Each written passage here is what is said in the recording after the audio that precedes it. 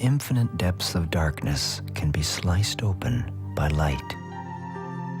And for the finite expanses of the miracle called life, it has but one delicate vessel: Earth. It has been here a long time. The light has gently bathed this beautiful complex membrane faithfully. Mankind is the only form of life to step back and take a long, hard look at our only home. Our intelligence has brought us here, and it has also brought us much closer to another world within us. And within this universe, ironically, lies the blueprint for our future. Cancer. It is a biocode gone wrong. It is delighted by what we do to feed it. The menu we've provided for these creatures is becoming more extensive by the day, except that one human being found a way to close the pantry doors a long time ago, in 1928.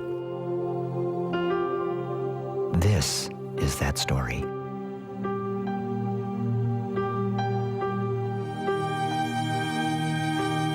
The famous naturalist John Muir once wrote, "If one pulls on a single thread in nature, you'll find it attached to everything else."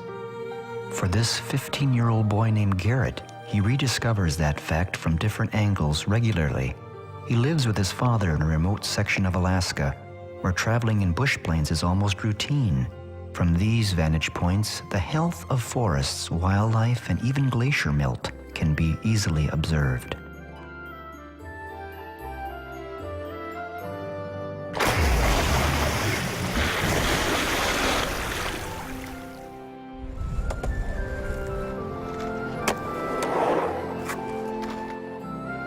For Garrett, his sensitivities about nature are acute. His eyes have already seen nature in the raw, with many obvious questions answered before he had time to actually read about it in a book.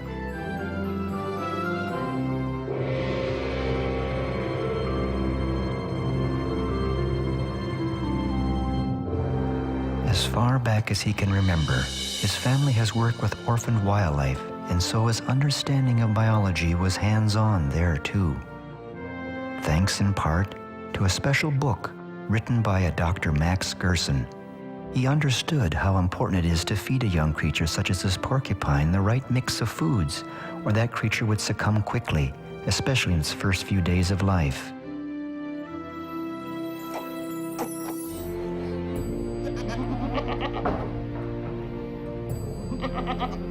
Regular visits to our neighbor Bob provided this unpasteurized goat's milk.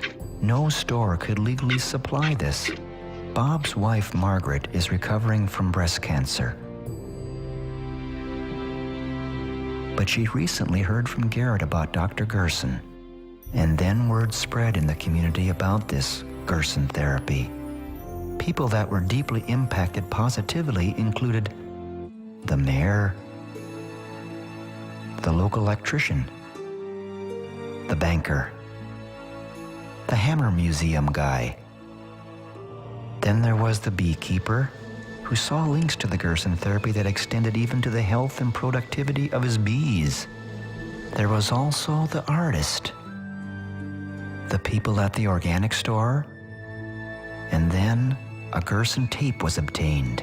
There are laws against healing cancer. The doctor is not allowed to try anything else. He must use only those treatments that have already proven to be failures. Imagine what we could do if this could be accepted. But there are laws against it. You're not allowed to heal. There's too much money to be made on drugs. For Garrett's diabetic neighbor John, this message came too late to save his legs. But perhaps Bob, the milkman, had the best observation about the Gerson therapy. What I'd like to see is some proof, some good scientific proof. When a cruise ship came to town, many visitors would come to learn about the wildlife that Garrett cared for. He found it surprising how unfamiliar most people were about wild animals and their requirements.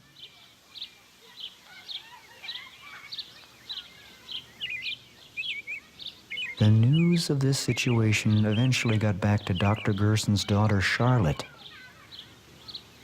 who sent Garrett a little gift.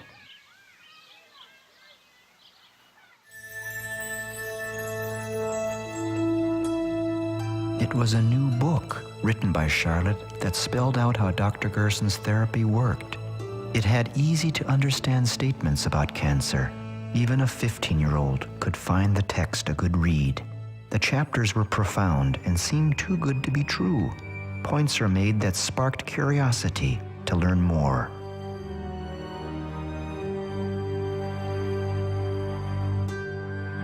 This moment was about to become a new chapter in Garrett's life. Up to this time, reading a book cover to cover was a rarity for him. But in this instance, it was different, due partly in what the book addressed. It was what he observed day to day, even when doing the most mundane chores. What Garrett had not fully realized was the implications of the potency and power contained in vegetation.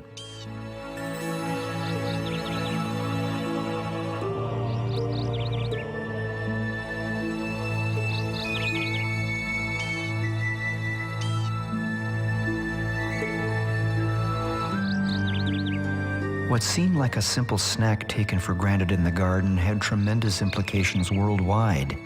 If Gerson's therapy was accepted and implemented, it would help change the history of mankind's modern agriculture, food supply, healthcare systems, economy, and of course, the environment.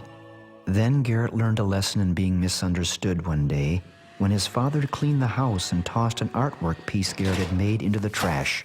Because of its unusual design, the community garbage collector fished it out and gave it to local police, who declared it a bomb. Definitely a blow to Garrett's creativity. Other situations then took their toll on the boy, and Garrett's straight-A record sunk. His father decided he needed to be homeschooled. His first homeschool lesson was about Dr. Gerson and... I'd like to see some scientific proof. The boy wasn't sure how that would be accomplished, but he did draw out an analogy between gold mining and human nature to start with. He decided the best place to start his research would be the public library. It didn't take much time before he located several independent sources that confirmed important points as outlined in Dr. Gerson's original classic book. From those important leads, the dubious characters that make up the history of the use of fluoride fascinated the boy. He dug for more information, and then more skeletons were uncovered. Then Garrett began to assemble a general outline of what needed to be accomplished to successfully confirm the Gerson protocol. It was when the words about hope were written that I made an inquiry to become involved in helping him document the integrity of the Gerson therapy. First, there's Gerald Cox, who worked for the Mellon Institute of Industrial Research. The Mellon Institute, by the way, was the leading defender for the asbestos industry. Gerald Cox became interested in the fluoride from the suggestions of Francis Frary, the director of the aluminum laboratory of Alcoa. And then came a leading scientist in toxicology, Dr. Harold Hodge. Harold Hodge was the one who oversaw injecting plutonium and uranium in people. Harold Hodge studied the questionable safety of fluoride, but under the combined pressures of the Atomic Commission and aluminum manufacturing, he had to say it was safe. Harold Hodge, along with a group of scientists, helped develop the atom bomb. Will represent 1 mile on your camera. The top part, 2 miles. We're going to switch to another camera. I'm going to move out of here. 3, 2, 1, 0. The shockwave will arrive in the control point area in approximately half a minute.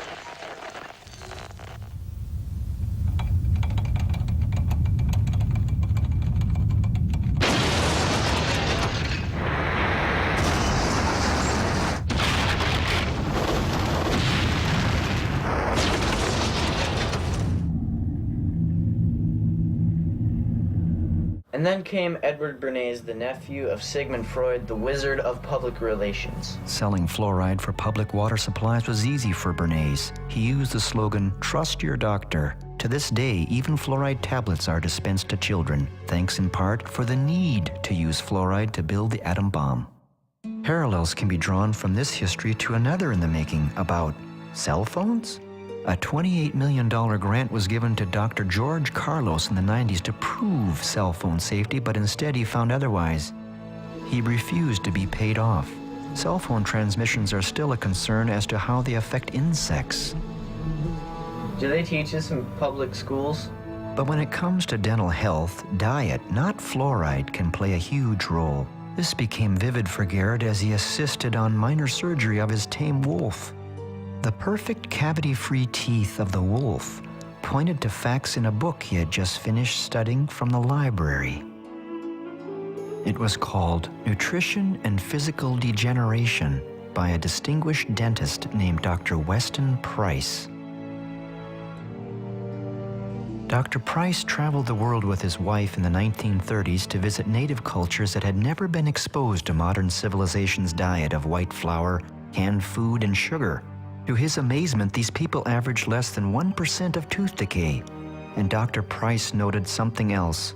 None of the people in these different tribes and cultures practiced any sort of dental hygiene. Not one of his subjects had ever used a toothbrush.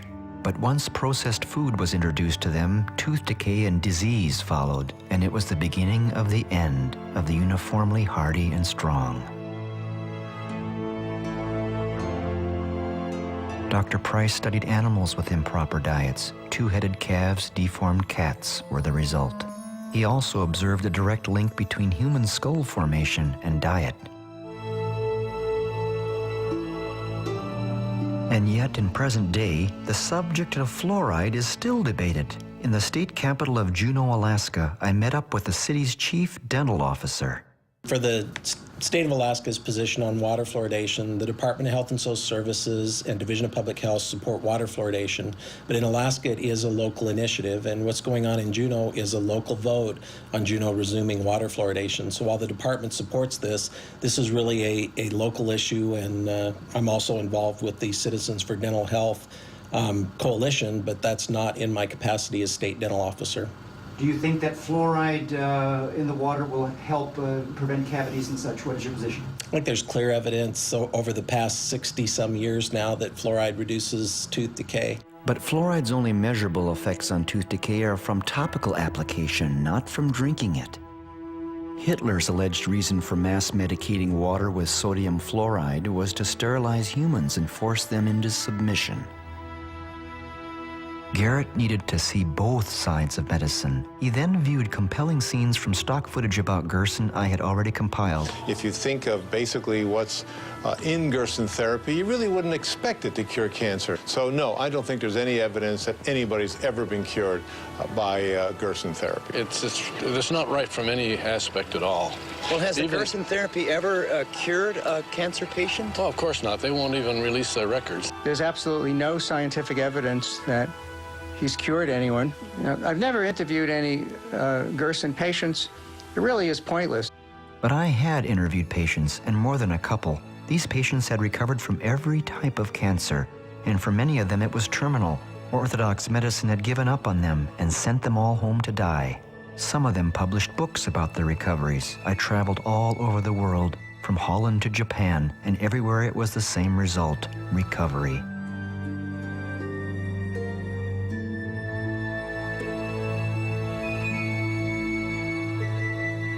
And even heart arteries can be restored.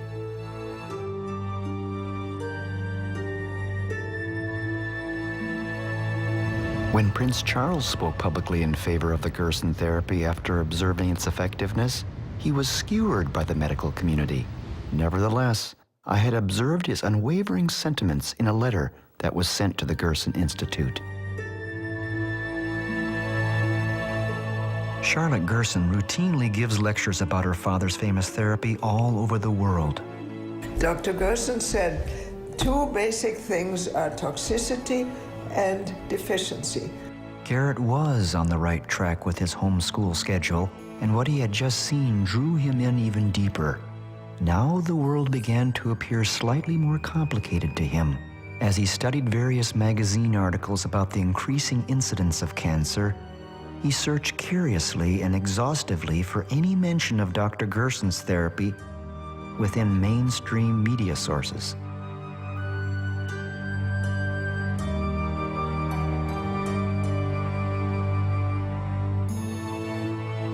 Instead, what he discovered within the pages of any given article about cancer or chronic disease was a different approach to the crises, one that made him suspicious. Garrett wanted to learn more, and to his delight, the Gerson family sent him some long-forgotten film reels. Dr. Gerson's image with his family came to life.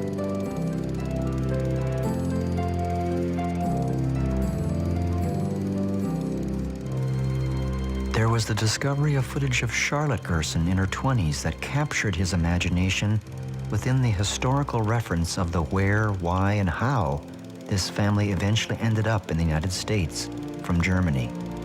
As a young doctor in Germany, Max Gerson's inspiration was Hungarian medical researcher Dr. Ignaz Semmelweis, who discovered that if physicians simply washed their hands between delivering babies, women would no longer die of infections. He was severely ridiculed for the suggestion.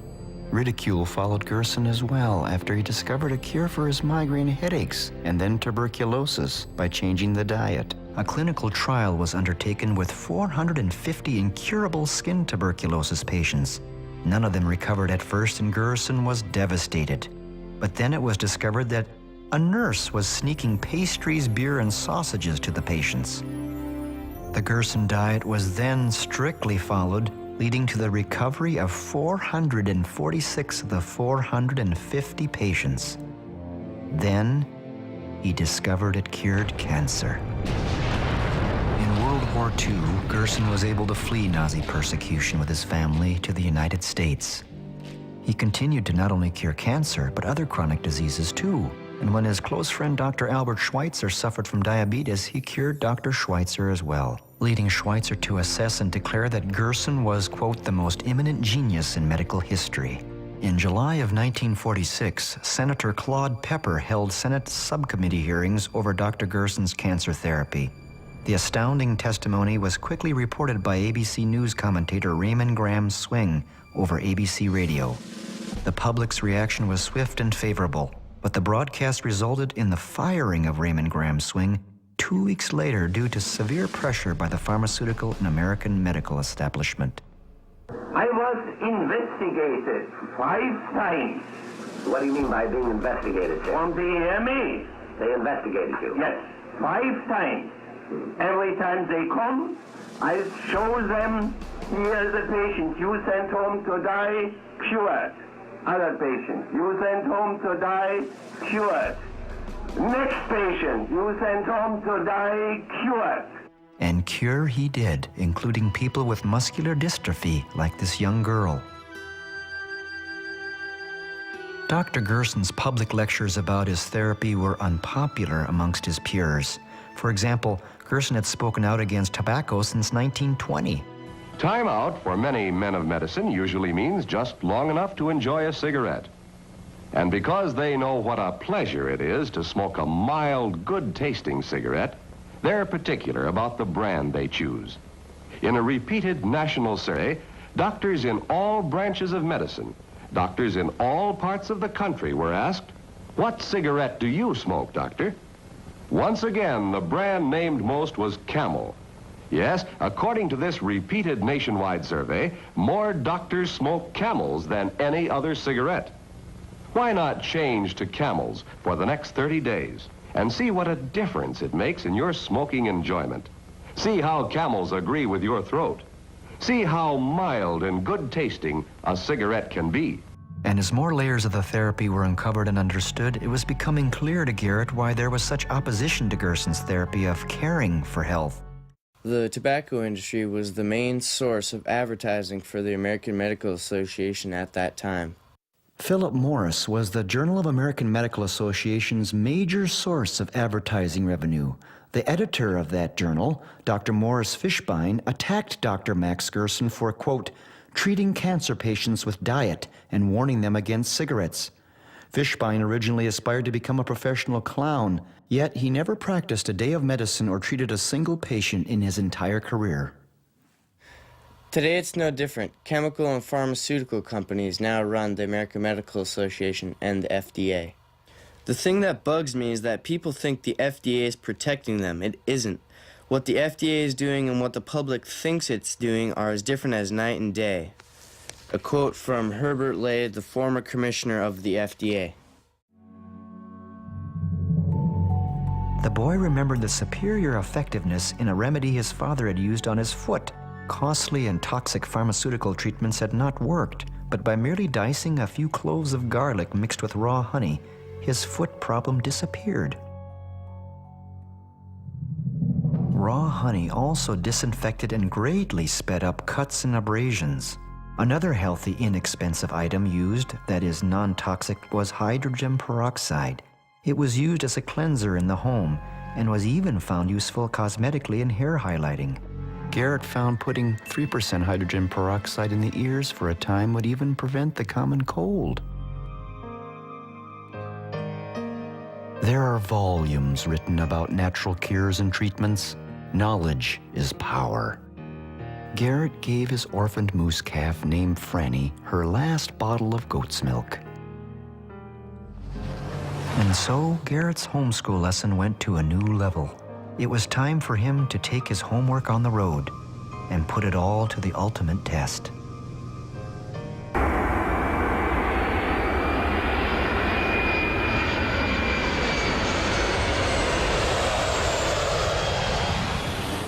The entire foundation for Garrett's study and scientific analysis of Gerson's treatment commenced around breakfast with Charlotte Gerson in San Diego.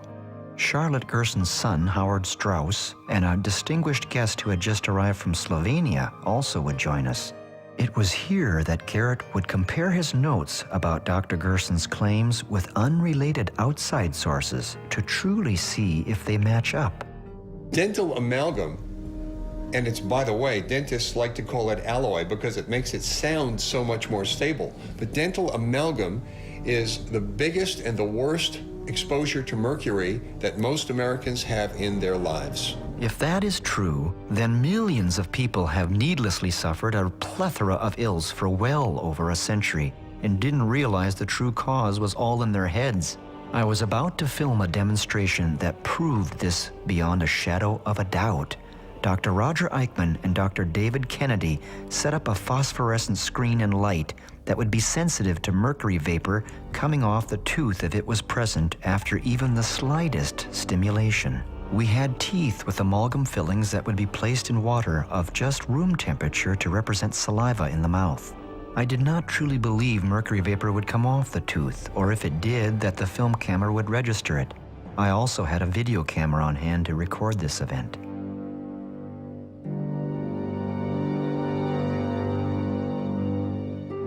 To my shock and horror, and as you can see, the 35mm motion picture camera did register the mercury vapor coming off the tooth.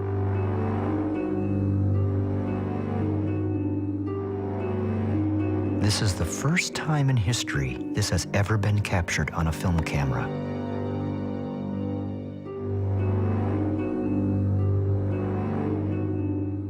To make certain that what you are seeing is mercury, we had on hand a special instrument called a Jerome mercury sniffer to measure the levels. 191. 190, show that to me, please.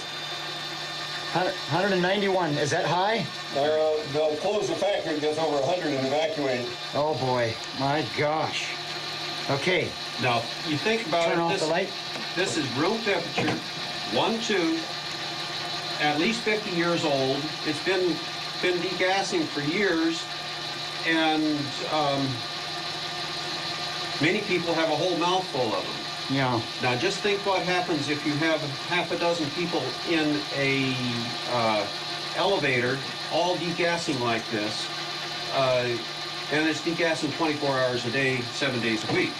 Yeah. And your OSHA standards are based on a 40-hour week. Dr. Eichmann dipped his fingers in water to prove that this is not condensed water vapor. Put my fingers in it. And if you notice, my wet fingers have no gas coming off of it. It's not water vapor. I don't see anything, yeah. That you're seeing.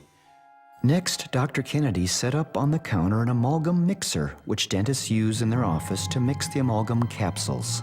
And after mixing, they're broken open to prepare to be placed inside a patient's mouth as the amalgam filling. The amalgam capsules are then lined up one by one on a shaker where they are shaken for a time. With an unsuspecting patient nearby, the capsules are then broken open just as any dentist or dental assistant will do. Will mercury vapor be released? Remember, this is common procedure and goes on each and every day all over the world in dental offices next to innocent patients.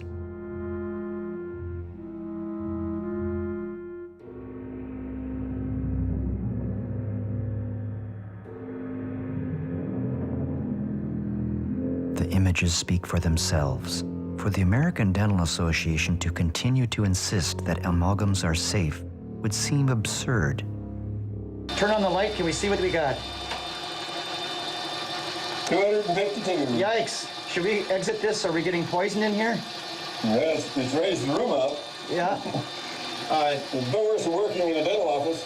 The problem is now, if you go into a dental office to remove a silver filling, and they cavalierly start putting a drill on,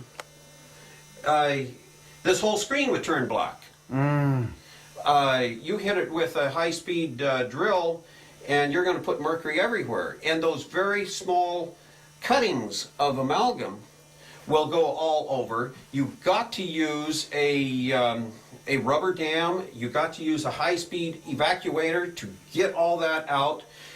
And you never turn off your evacuator until the last piece is out of the mouth, because as soon as you scratch on it, it's just like me scratching a knife on here. Thank you. I think it's a crime what they're doing to their dental staff. Is that the female is much more sensitive reproductive-wise to mercury, and as a result, that causes not only infertility, but it causes birth defects. Of course, you get the usual denials, but when you look at the scientific literature, it is full of studies showing that exposure to mercury, either from your teeth or from working in a dental office, will, you saw the demonstration. There's huge amounts of mercury in those offices. They don't monitor that. They don't warn the employees. They don't give them adequate mask and protection. And as a result, there's a tremendous amount of infertility in dental assistants. There's a documentary on it. It's about the Norwegian dental nurses and about their lives being devastated by their job when they were young girls. So I think it's a crime what they're doing to these young girls. I've had patients come in from other dentists saying, gee, all I had was my teeth cleaned, and I feel lousy for days after that, every time. How come? Well, they polish the teeth. They get a huge amount of mercury being released for several days after that until you get a little bit of corrosion over the top, which slows it down a little bit. But the amount of mercury released is just phenomenal. And if they're sensitive to it, it'll put them over the edge. When I was in dental school, I was told that dentists were averaging their first heart attack by age 44. Our life expectancy was age 52. I personally related that to their use of mercury and amalgam fillings because it wasn't occurring in orthodontics and in surgeons. I had made certain that Garrett was nowhere near this demonstration to ensure he did not inhale any mercury vapor. Yet that seemed absurd when considering that many people are walking around with amalgams in their mouths. Dr. Gerson was right all along. Dental health is paramount to healing from chronic disease. In Colorado Springs, Colorado, there is one renowned dentist who has spoken out about fluoride, dental amalgams, and even the dangers of root canals for decades. His name is Dr. Hal Huggins. But just before we were to meet him, Garrett fell into a depression. He couldn't seem to overcome the disturbing chemistry lesson about deadly methylmercury vapor that Dr. Roger Eichmann gave.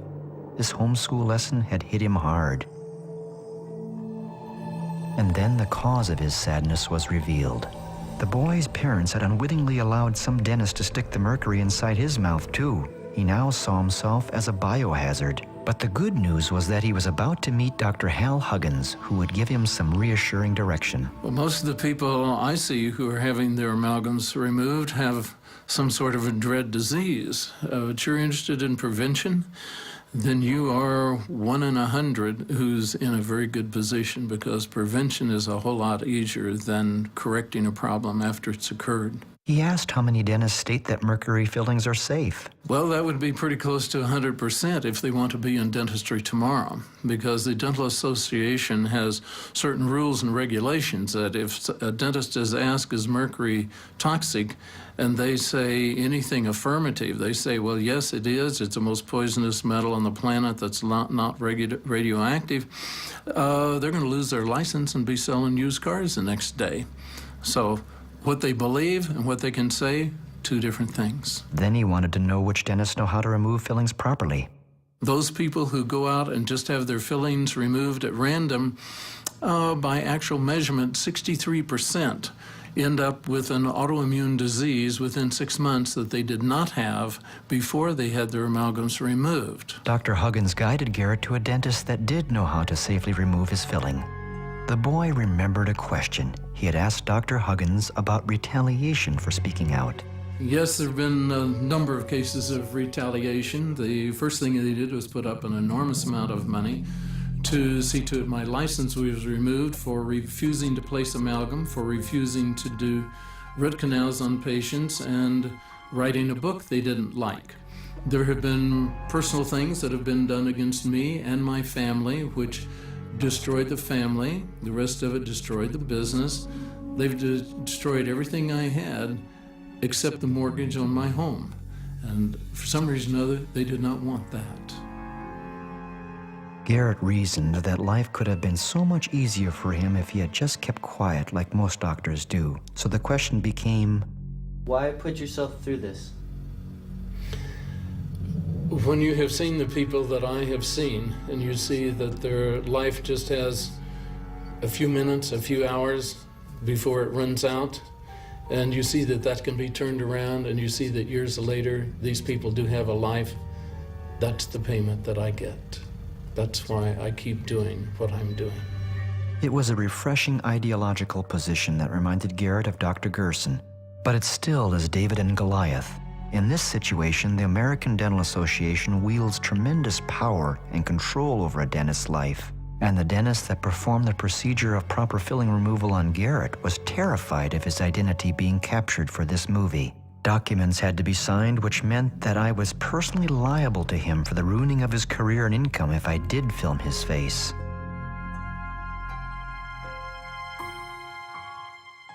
Hearings on mercury fillings are now taking place in Washington, D.C. that hopefully will put an end to this amalgam disaster. It is estimated that there is 1,000 tons of mercury in the fillings of Americans at the moment. Incredibly, the FDA has never conducted an environmental assessment of the use of dental mercury amalgam as prescribed by law. It is very important for the Orthodox people to keep patients from coming to alternative treatments because they work. People have been so brainwashed for so long. But what could possibly be worse than dental health? Certainly food additives couldn't be that bad. MSG is a tremendously damaging chemical. Monosodium glutamate is actually, it turns off the switch in your brain that says, I've had enough to eat. The problem with MSG, though, it's an excitotoxin. And just what is an excitotoxin? There are thousands of studies and enough papers on the subject to fill a small library. The evidence has accumulated and then accumulated some more. It's there for anyone to read, but the processed food industry is hoping the media and the average person is too busy, lazy, or unsophisticated enough to be able to understand the subtleties of the science being discussed.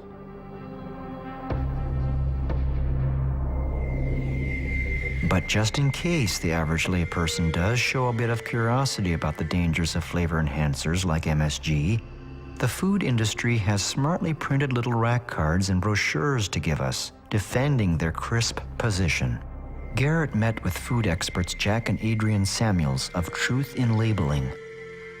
The subject of glutamic acid is very, very complex, and consequently many games can be played to try to convince people that it is safe. They removed monosodium glutamate from many of their products and replaced monosodium glutamate with other ingredients that gave the consumer no clue to the presence of the reactive component of monosodium glutamate.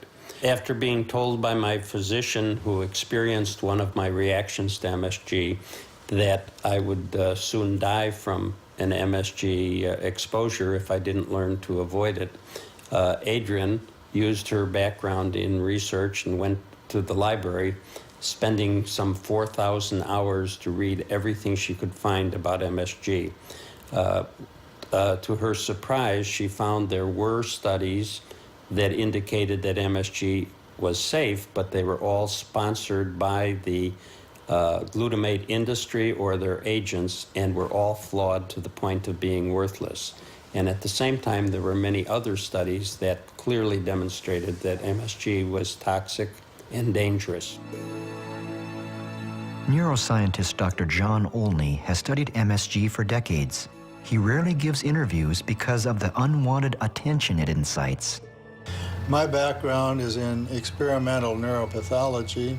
I conducted a study of monosodium glutamate and its toxicity potential for infant animals, and I found that glutamate destroys nerve cells in the developing infant animals' brains. I could understand his shyness about appearing on camera because he has played a key role in the incriminating evidence against the processed food industry for several years. His findings are shocking to people, especially to parents of young children. But when traveling away from home, the question then becomes for Garrett, what do you eat? At his home in Alaska, or visiting the Gerson family, his diet was virtually devoid of any processed food. It takes a little extra work to seek out delicious organic produce and/or restaurants. Stop! After all this, I didn't think. It's too late. The chemicals in this fast food were working their magic on the boy. He ate this meal, actually 2 meals, like he was possessed. To me, it was disappointing, but to force the issue would likely backfire. He was free to make his own decisions.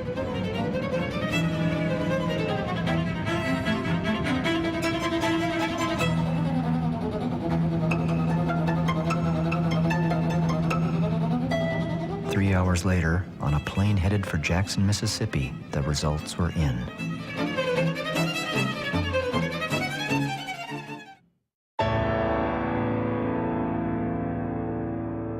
In Jackson, Mississippi, the boy met up with an incredible family of photographers, the Blaylocks.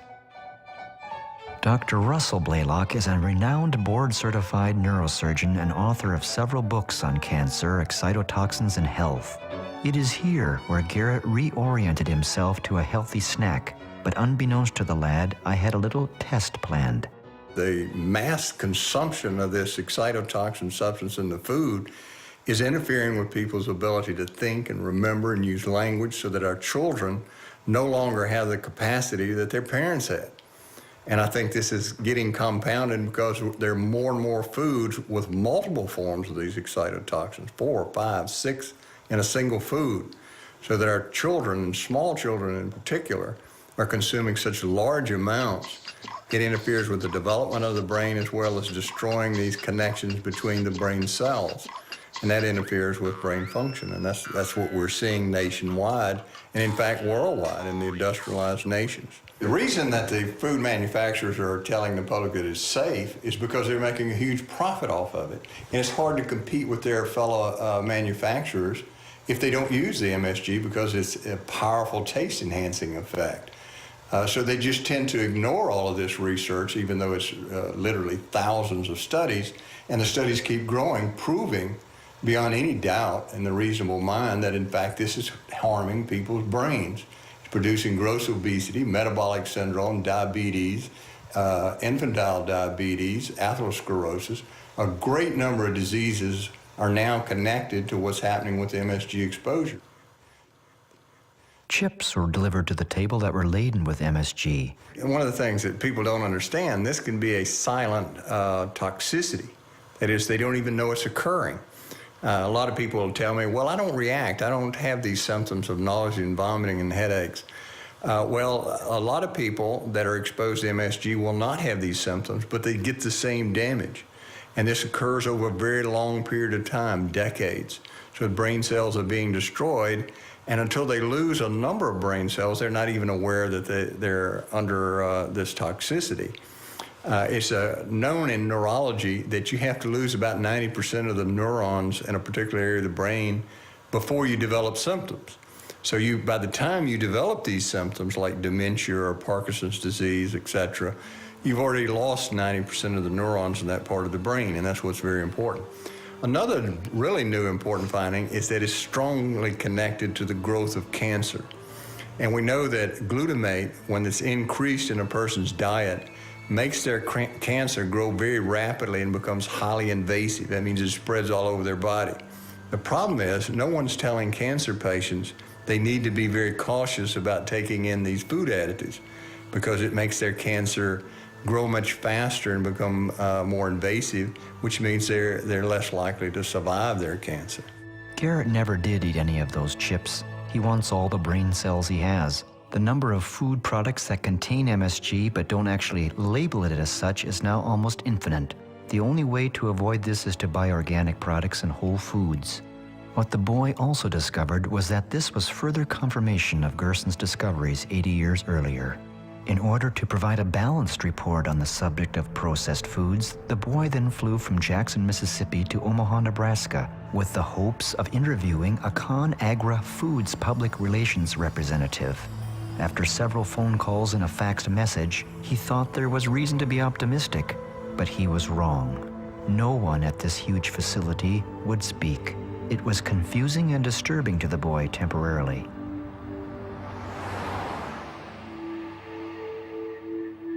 For me, this heavily guarded facility and non-communicative position was supreme arrogance, especially when considering that they are feeding us, or some of us, every day. It reminded me of facilities in Alaska, such as the military's HARP project, that raises questions about the weather, or my experiences in trying to get interviews with oil companies that turned me down flat. The native people of the North and their concerns are low priority. The boy tried to contact ConAgra twice more with no reply. All was not lost, however. We went to Omaha's Mayberry Park, where Garrett found great delight once more.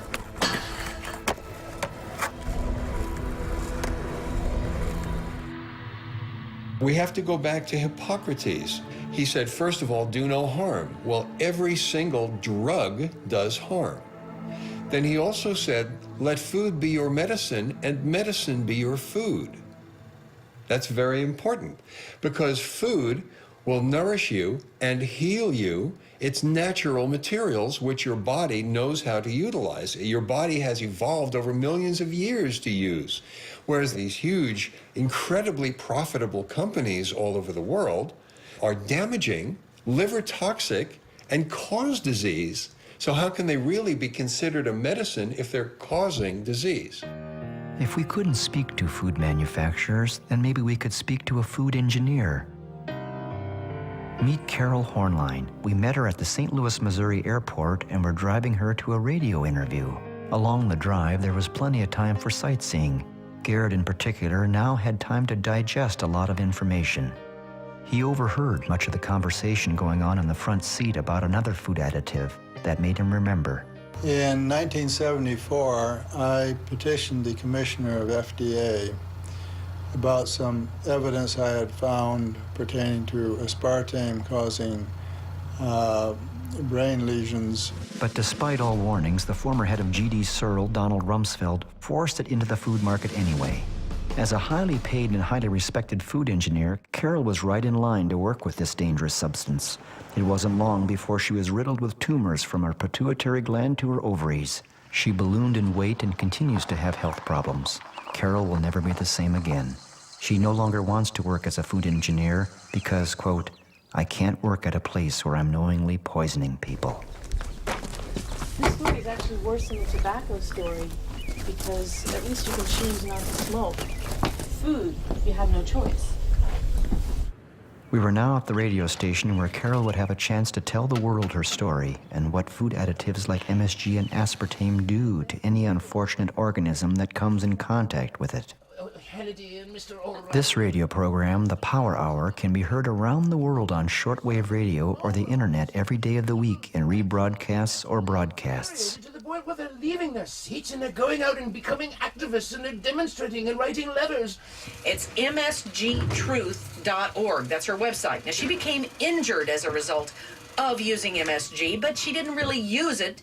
It was done to her. I was basically shoveling aspartame out of a barrel. Whoa, can you believe that, listeners? Shoveling aspartame out of a barrel. I've had many problems over the years. What about these tabs? You know the tab drugs? Yes, the quick dissolve, like the yeah, Listerine. Quick dissolve. The Listerine, the Listerine quick dissolve things, those have aspartame in them as well. Wow. If the Power Hour show allows people like Carol to speak out on such topics, they have to be creative about staying on the air. Advertisers that support the mainstream media do so because they're able to tout pharmaceuticals, processed foods, and lethal chemicals. Not here. What the Power Hour sells are natural products, food flavorings, books, and DVDs. Host Joyce Riley knew Charlotte Gerson and was familiar with the Gerson therapy. Joyce's background is in the military as a nurse, and the Gulf War affected her with Gulf War syndrome, an illness. She then produced a startling film called Beyond Treason, which documented the serious environmental degradation from U.S. munitions tipped with depleted uranium, as well as experimental vaccines and more. The consequences of these activities are horrifying. Radioactive depleted uranium, for example, has a half-life of 4.5 billion years and has now contaminated regions of the Middle East forever.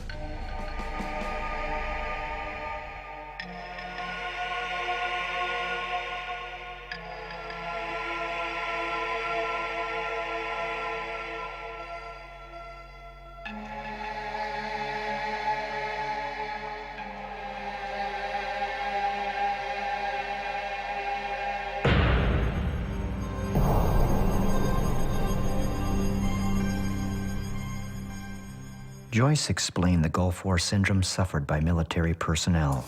The Gulf War illness is something that is a combination of a lot of toxins. And I couldn't figure out why I was sick because I only flew from Alaska to Cuba during the time that I was a flight nurse. But I became ill. I did have the vaccines.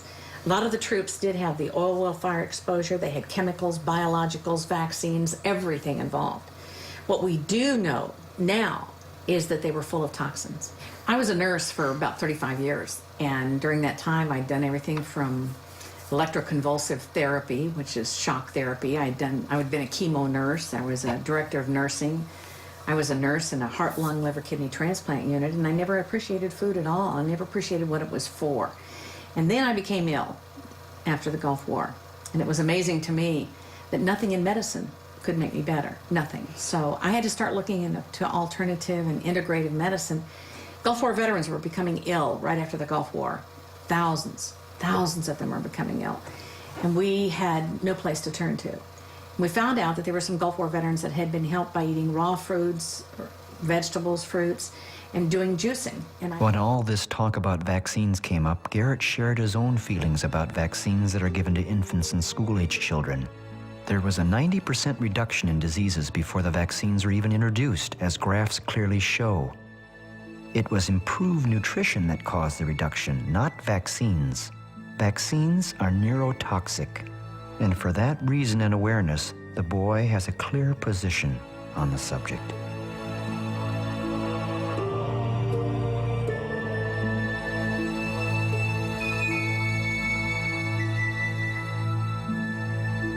Genetically engineered foods are literally lethal. It was here in San Francisco that the boy had the good fortune to meet the executive director of the Center for Food Safety, Andrew Kimbrell. The Center for Food Safety is a national nonprofit organization working to protect consumers and the environment from the hazards of harmful food production technologies and promote organic and other forms of sustainable agriculture. One of the great misconceptions we have about genetically engineered food is that the genie is out of the bottle. You know, and you hear all the time 60 or 70% of foods got genetically modified ingredients in it. Not true. 60% of processed food has genetically engineered ingredients. Actually, almost none of your whole foods are genetically engineered. None of your fruits, none of your vegetables, your meat, your fish, most of your dairy products are completely free of genetically engineered ingredients. As a matter of fact, there's only really 4 genetically engineered crops. That's corn, cotton, canola, and soy. So we have stopped genetically engineered wheat. We've stopped genetically engineered rice. We've stopped genetically engineered fish. We've stopped these biopharmaceuticals. We're seeing that really genetically engineered food is one of the great failures of modern agriculture. It's being rejected around the world. And not only can we stop it, we are stopping it. There are 5 companies that are behind GMOs. You have Monsanto, DuPont, Bayer, Syngenta, and Dow.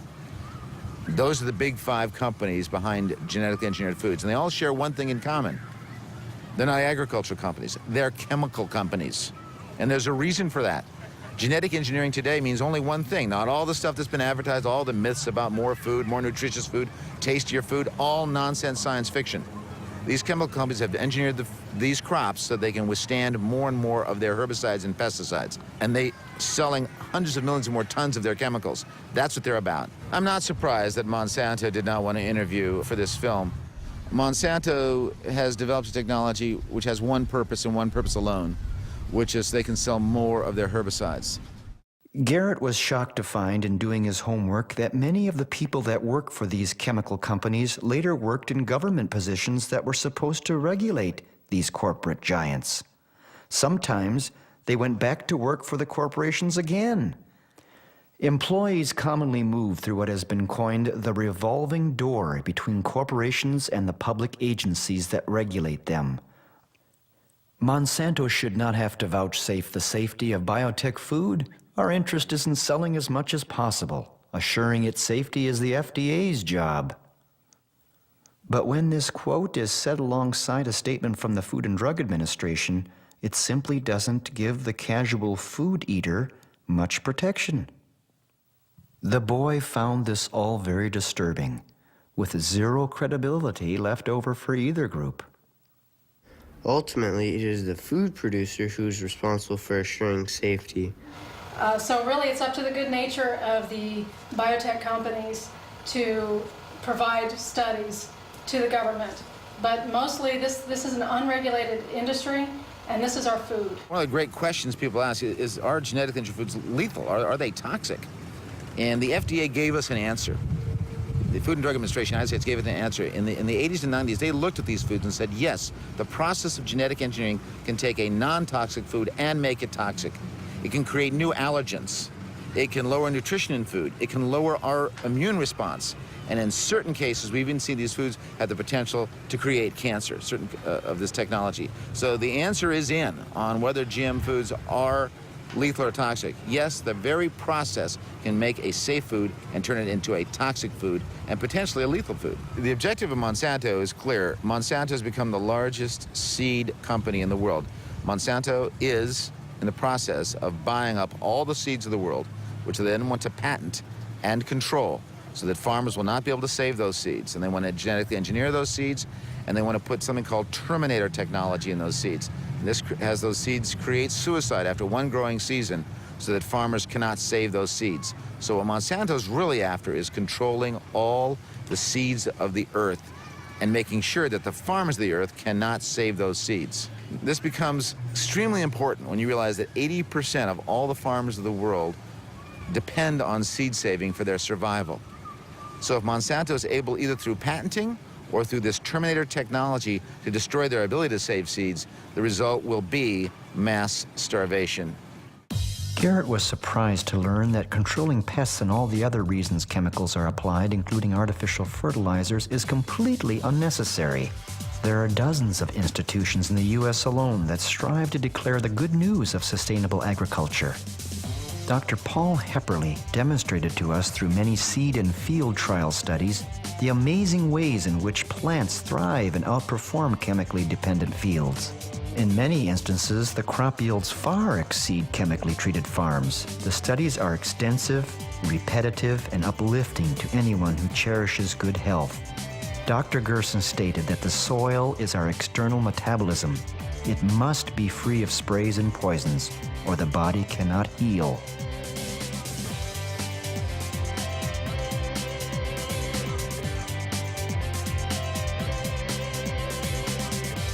With chemical agriculture, the water that comes from your tap may contain much more than fluoride and chlorine.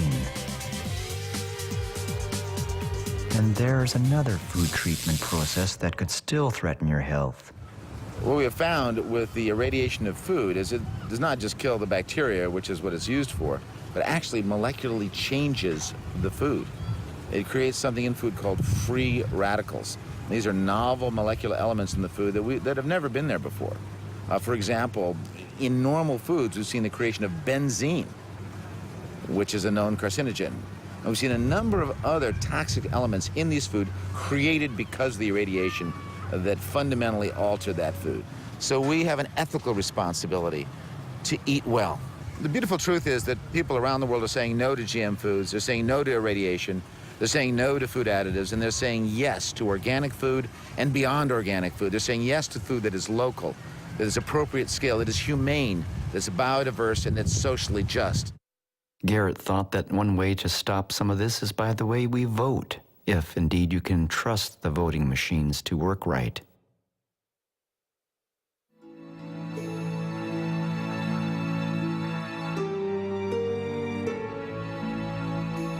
How could a man who was curing cancer and chronic disease over 80 years ago be so misunderstood? It was now even within reach for this 15-year-old boy to understand. Is it at this point a race against time to consider the gift Gerson offered the world so long ago before we exceed the tipping point merely from an environmental standpoint?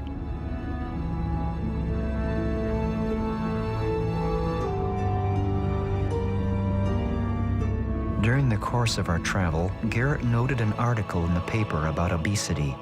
After what he had learned, it wasn't a bit surprising. With all these chemicals and craving for more chemicals and more refined foods and sugar, we are bound to be obese and die that way.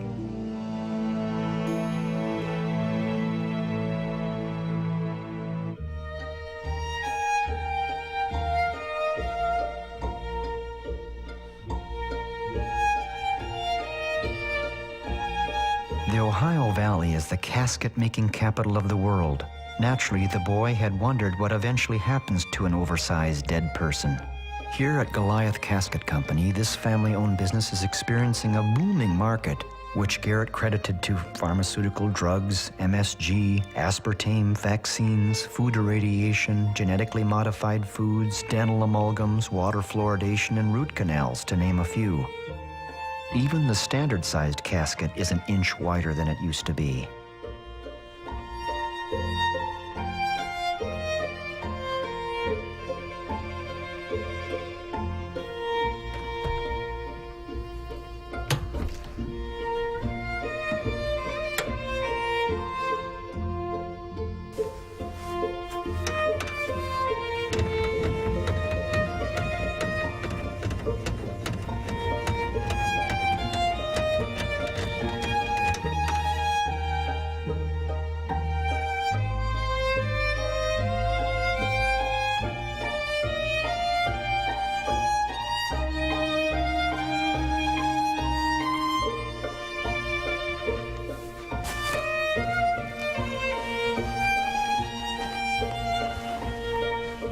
Most people won't get in one because they're afraid to do that. That's an omen, bad omen.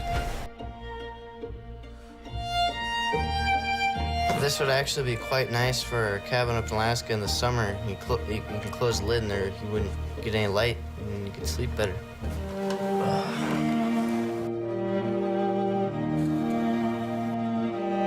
Stick your fingers out.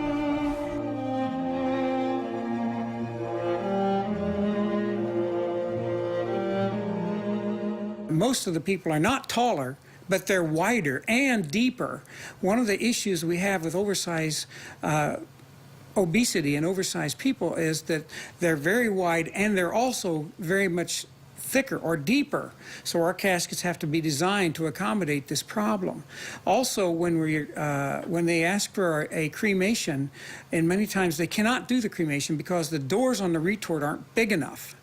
Also, if they can do that, they have to be very careful of how they process the body in the retort to prevent the retort from catching on fire because of all the excess body fluids that may catch on fire and also cause the retort to burn down.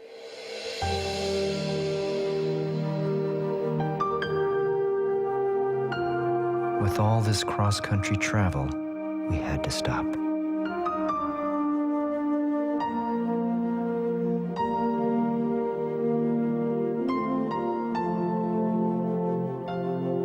It was the home of Garrett's maternal grandmother. The boy's mother was killed in a freak accident recently. The tragedy made Garrett more aware of the fragility of life, and if living is within our control, then we should strive to stay healthy.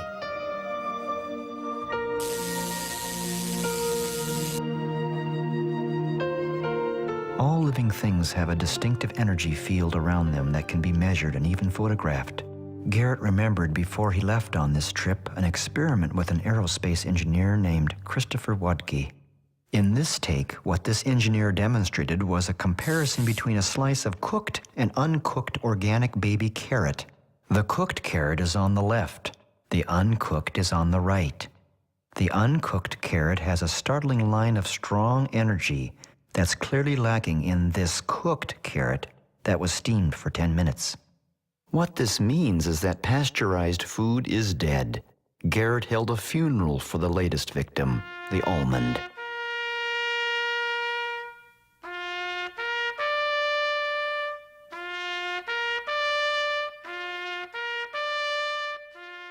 We then tried the experiment with a piece of conventionally grown apple and a piece of organically grown apple. The results were more subtle, but the apple piece on the right is organically grown, the left conventionally grown.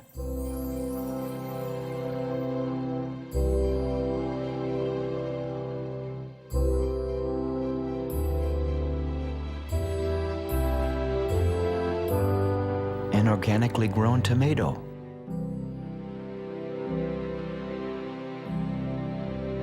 A conventionally grown tomato. The photographic technique utilizes 50,000 volts and a broad range of frequencies to resonate with the test objects, capturing their patterns for analysis, whether living or non-living. The boy found the results consistent and fascinating, an area of study that needs a closer look. Kirlian photography is the iridology of the future, where we can see markers in the aura that's around people's bodies, and these markers indicate where their health is deficient and where their health is fine.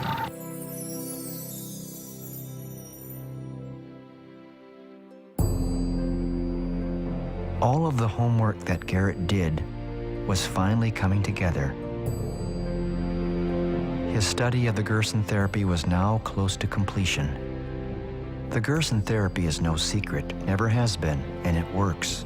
It is simple, but requires compliance and dedication.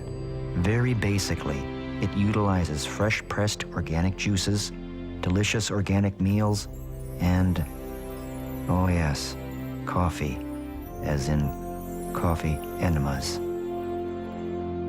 Dr. Gerson gave an example of 50 recovered patients in his original book in the late 1950s that was representative of thousands of recoveries at that time. All the patients were diagnosed with extremely detailed records at leading medical centers around the country.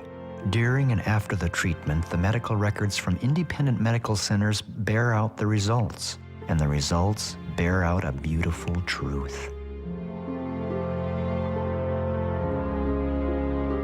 Gerson cured his good friend Dr. Albert Schweitzer of adult-onset diabetes, and then his wife of lung tuberculosis, and then his daughter of a rare skin disease. It is something Schweitzer would never forget, and they exchanged letters up until Gerson's death in 1959. The cancer industry is about money and drugs, yet all the money in the world won't save you if you make the wrong decision. You might as well be homeless. The boy is certain that many of the famous and talented would have changed history and culture if they could have only known. Garrett, on the question of what does the pancreas do? Essentially, the job of the pancreas is to digest food. The pancreas has a key role to play in the Gerson therapy, and in this boy's simple graphic, it is clear the human intestinal tract is longer than that of the carnivore. The digestion in a human becomes quite compromised if he starts to eat animal protein, stressing the pancreas as well as the digestive tract. But the pancreas has one additional very important job, and that is to protect the body from malignant cells. The pancreas recognizes malignant cells if they develop and digests and kills them, gets rid of them.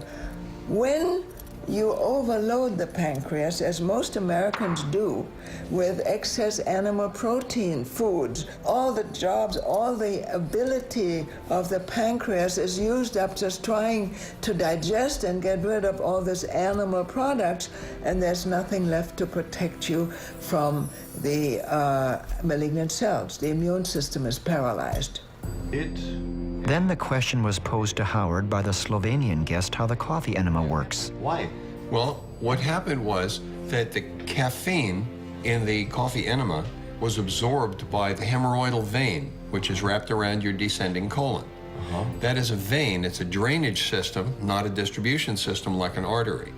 So that's part of the portal venous system, which then brings the caffeine directly to the liver, directly to the liver.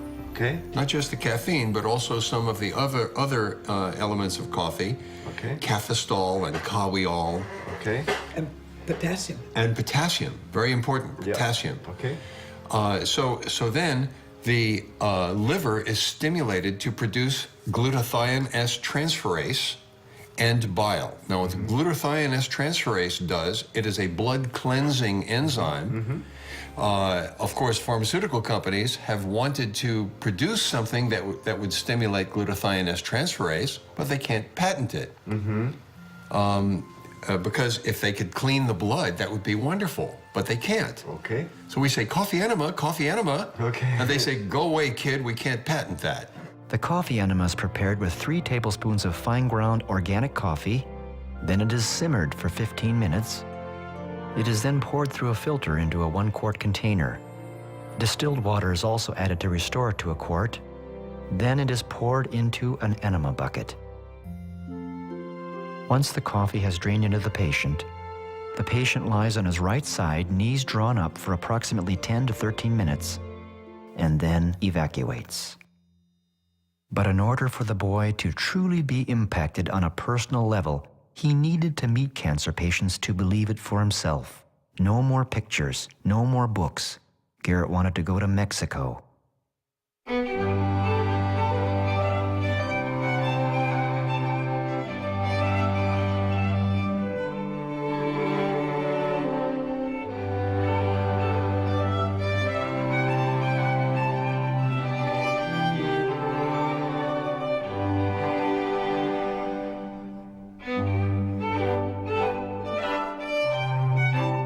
The boy was surprised at how pleasant the surroundings were and how happy the cancer patients seemed.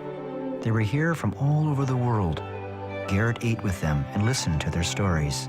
The laboratory tests on the patients are extensive and carefully watched. Most patients only stay at the clinic 1 to 3 weeks and then go home to recover. One of the patients from New Zealand was eager to visit with Garrett. So how long have you been here? 3 weeks yesterday. I came here straight from the Mayo Clinic in Florida, and I've got melanoma in my bones, spine, leg, liver, lungs, and limbs. Since I've been here, inside myself I feel hugely different, much stronger physically, and I've lost the nausea. Within myself I feel 100% better than when I came. So I came here from the Mayo Clinic. They told me that I had 4 to 6 months to live if I didn't do chemo, and if I did chemo I would have 6 to 8 months to live with what I have. If I had really good chemo, that's like top of the line, and I responded, I might have a year. So looking at those options, I decided to look elsewhere. My sister flew over to meet me, and she was reading Ian Gawler's book about his recovery from cancer. He had bone cancer, where he was given 2 weeks to live. And after trying the Gerson therapy for several months and then adapting it, he's now still alive and has got the Ian Gawler Foundation in Australia. I trust it actually with my life. That's why I'm here. And I'm talking to Mrs. Gerson and talking. And then Howard and Garrett spoke with one of the clinic's doctors. Cases that we have. And what do you see? What do you see in the first few days of? In the first few days with doing the coffee enemas, I started to notice changes. Their pain starts to diminish. Their energy is increasing. Patients that come here the first time with blood pressure in the first week disappears. Goodbye taking blood pressure medications.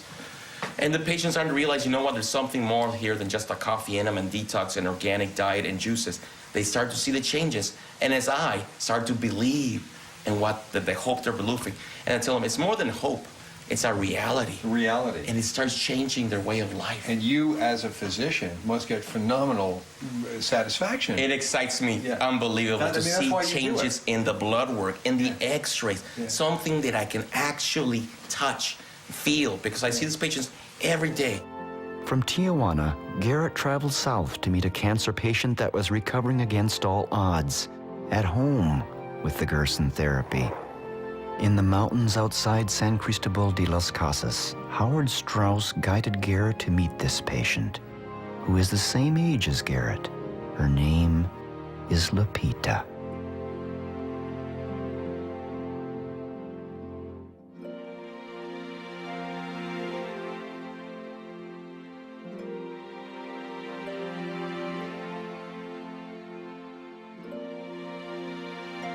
Lupita overcame a cancer called an ovarian teratoma, which has astounded her doctor.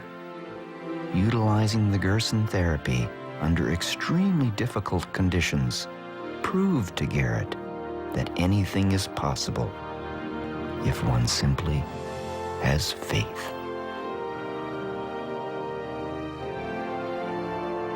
For Lupita, fresh organic vegetables and fruits are not difficult to find. Ironically, truly organic produce in the United States is harder to come by.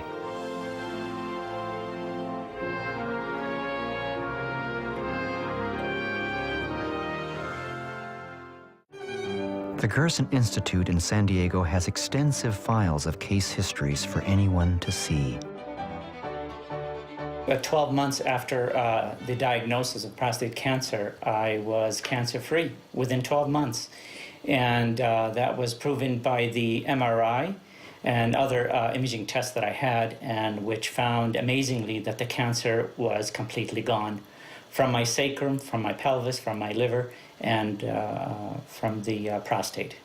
32 months after diagnosis, I did yet another MRI, a second MRI, and that reconfirmed that the cancer was completely gone from my body, in all areas of my body.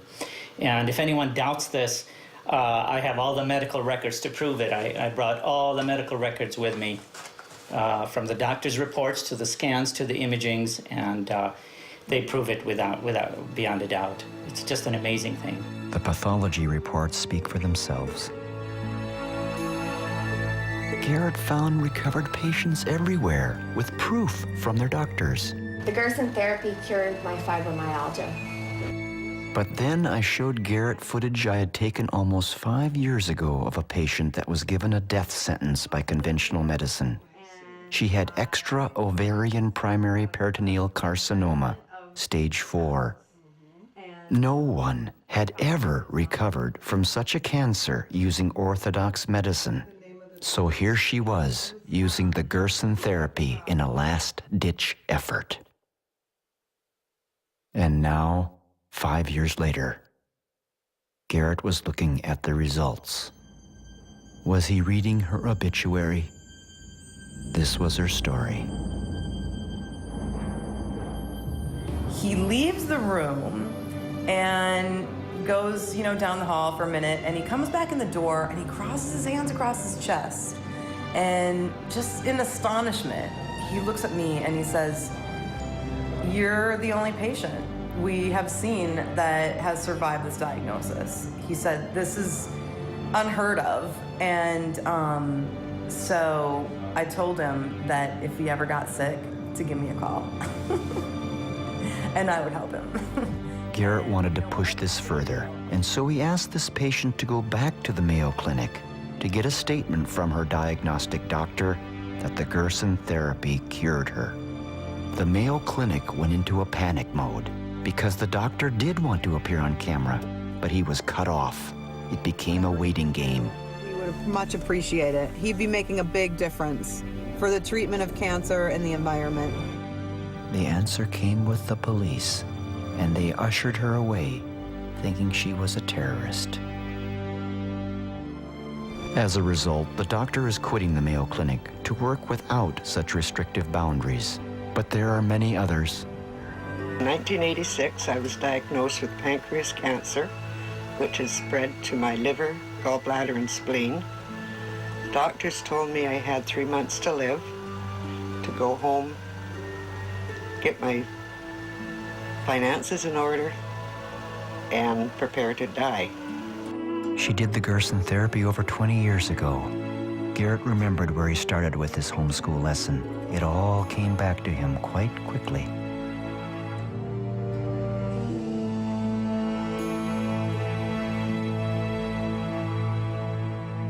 No, I don't think there's any evidence that anybody's ever been cured by Gerson therapy. It's not right from any aspect at all. Well, has the Gerson therapy ever cured a cancer patient? Well, of course not. They won't even release their records. I don't believe there's any proof that the Gerson therapy works. In other words, Charlotte Gerson was lying. There are laws against healing cancer. The doctor is not allowed to try anything else. He must use only those treatments that have already proven to be failures. Imagine what we could do if this could be accepted. What I'd like to see is some proof, some good scientific proof, scientific proof, scientific proof, scientific proof. The cancer industry is big business, using useless treatments such as chemotherapy and radiation, and continues to persuade the public that they're still searching for a cure. A documentary called Healing Cancer from the Inside Out by Mike Anderson put it well. The American Cancer Society was formed with the backing of John D. Rockefeller, and it has functioned as a mouthpiece for the cancer industry, not the public, ever since.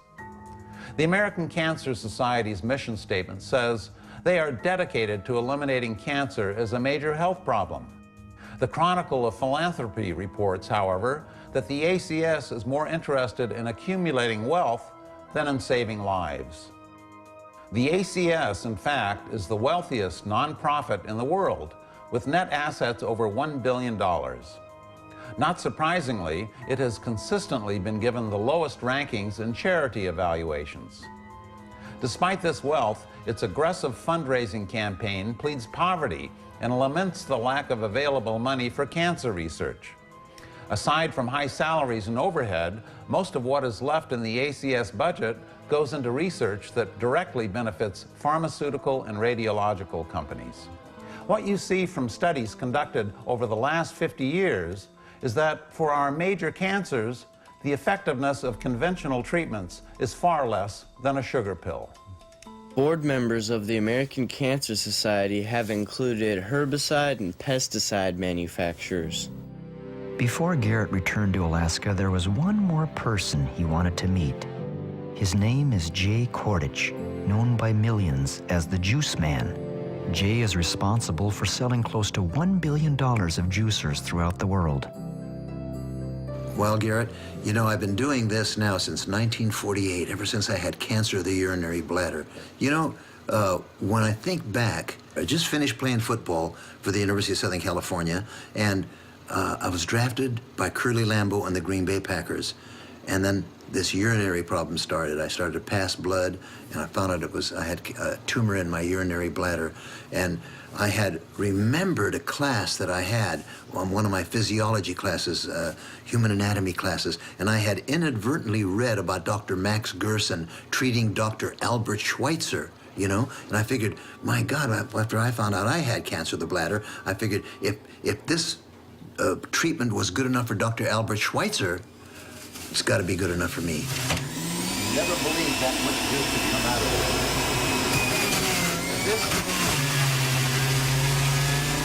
This is the juice that saved my life when I had cancer of the bladder.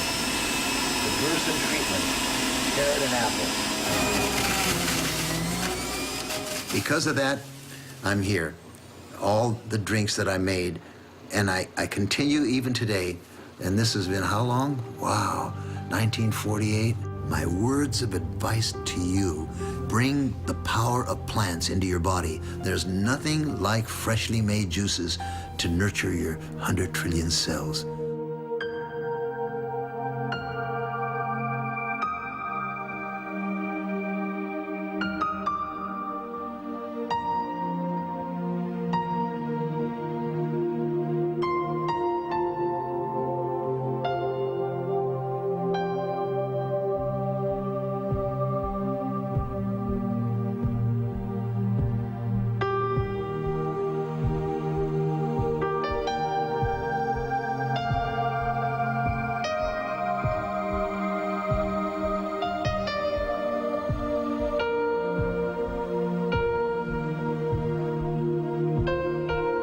Garrett was now 6 miles from home. His homeschool lesson was officially over.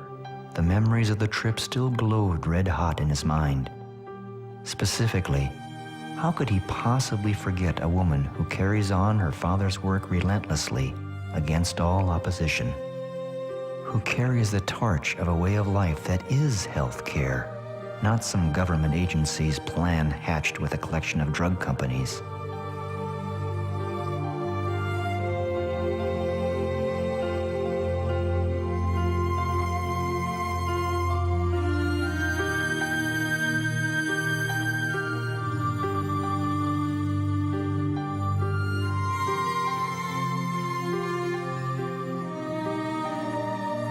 The boy does believe in hope. He believes he has a future. He believes that environmental issues that confront humanity will dissolve into collective solutions. After all, this is our only home, and we are rational human beings.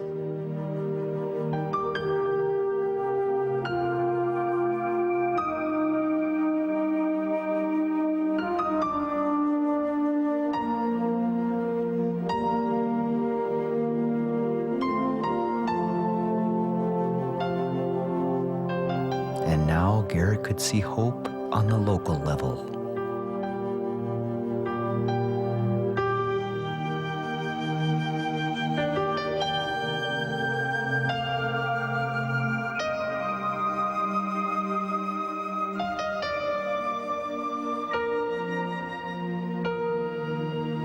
Garrett couldn't wait to bring this fresh-pressed carrot juice to his neighbor John.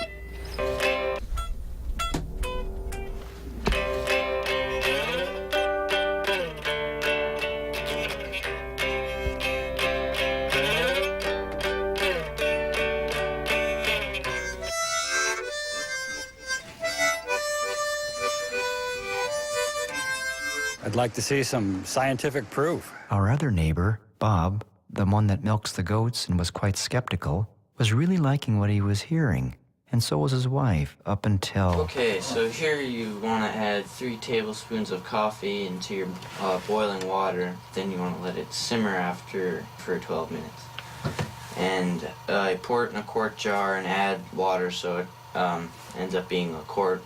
Then you connect the tube to your R's. Then you let the coffee drain into your R's. Then you let it sit for 12 minutes. Then you release it into the bathroom toilet.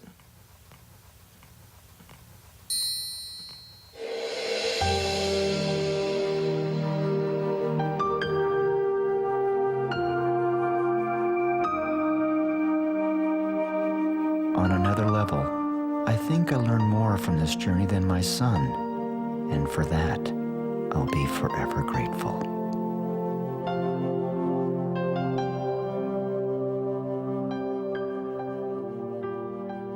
For each of us eventually, whether we're ready or not, someday it will come to an end. There will be no more sunrises, no minutes, hours, or days.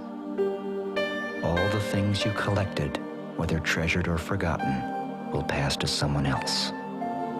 Your wealth, fame, and temporal power will shrivel to irrelevance.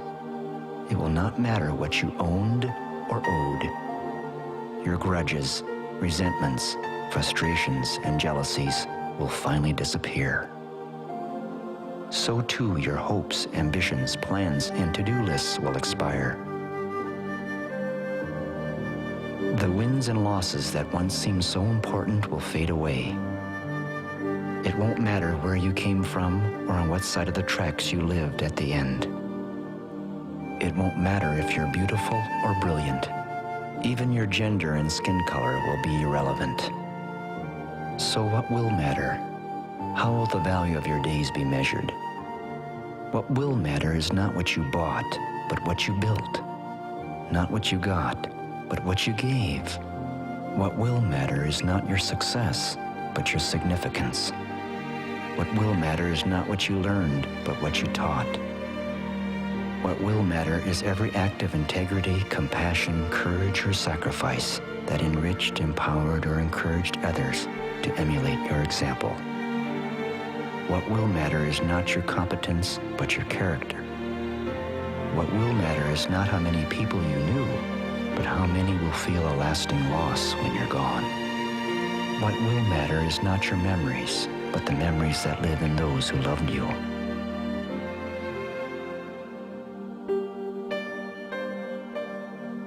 A life lived that matters is not of circumstance, but of choice.